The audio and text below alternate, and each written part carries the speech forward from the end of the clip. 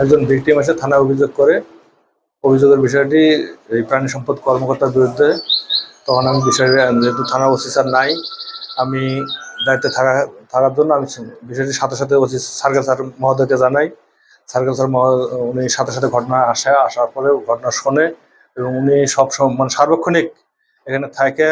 তারপরে প্রসিডিওর নিয়মকানুন যা আছে সব উনি ঊর্ধ্বতন কর্তৃপক্ষের সাথে আলোচনা করে এই মামলাটি রেকর্ড করা হয়।